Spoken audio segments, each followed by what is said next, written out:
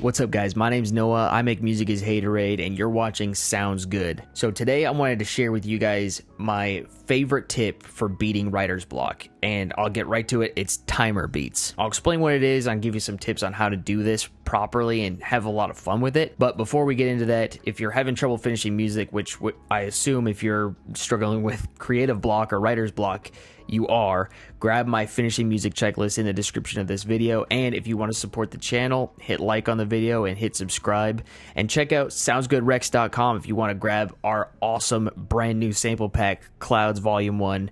It's amazing. So many people love it. I know you're going to love it too. Okay, let's get into timer beats. So to really understand why we do this, it's helpful to understand why creative block happens. Creative block just happens when you don't feel good about your music. We've talked about it at length on this channel. I've talked about it in so many different videos, and I'll continue to talk about it forever because it seems like it will be a continual struggle for pretty much every creative out there. But it really occurs when you feel like, man, this sucks. What I'm making sucks. And we could talk about why you feel that way or why you shouldn't feel that way, but that's not going to help you right now.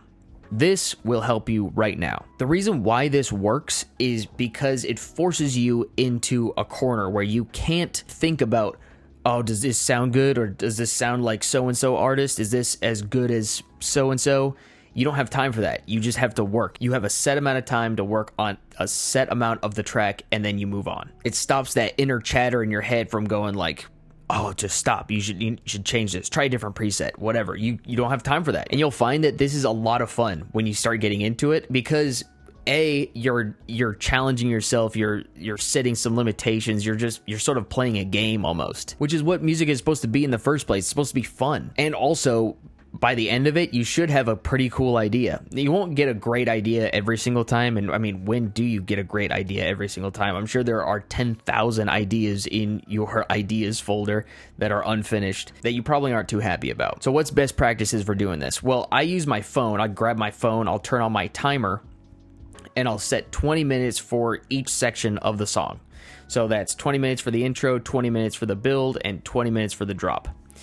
Now, you might not think that's enough time for the drop, but if you're an experienced producer, you'd be surprised how much you can get done in 20 minutes. But if you want to give 30 minutes or 40 minutes to the drop, go ahead. This is your challenge. So to make sure that this works as best as possible, there's a couple of things you'll want to remember before doing this. Number one, you got to have a template set up. And I'm talking a template with all of your busing already set up, your sidechain already set up. You want to try to cut out all the stuff that you know you're going to need to do. And you do that really easily with a template. So before you even start this, I would go in and make a template. The second is organize an all-star pack with all your favorite samples in it. I'm talking kicks, snares, fills, bass sounds, presets, Ableton racks, all the stuff that you know you really like. Drop that in a folder and keep it somewhat organized so you know that, oh, I need a kick. Go to the kicks folder. You've already pre-screened all of those kicks and you know you're going to like all of them. That's going to help speed up that workflow too. The third is knowing your key commands. I've talked about key commands before on this channel. I'll probably do another refresher video on key commands soon, but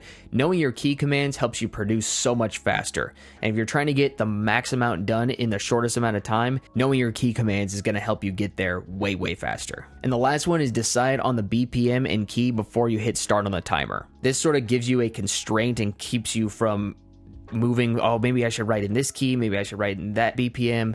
It'll sort of just set the parameters for you. Like, okay, I'm writing a beat at 90 BPM in A minor.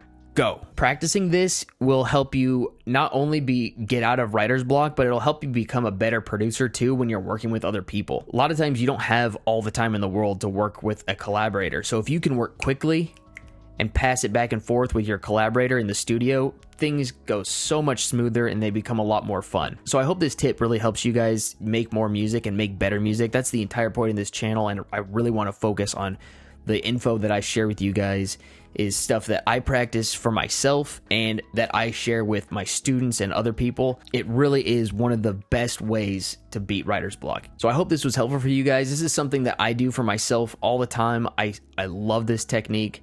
And I really do believe that it's the best way of getting out of a creative rut. Because if you can silence that analytical part of your brain, the part that second guesses everything, and you can do that best with a timer, you'll be able to create a lot more, and chances are you're gonna like what you make. So Thanks for watching, guys. Remember, hit like on the video and subscribe if you learned something, and check out soundsgoodrex.com for our cloud sample pack. We'll see you guys next time.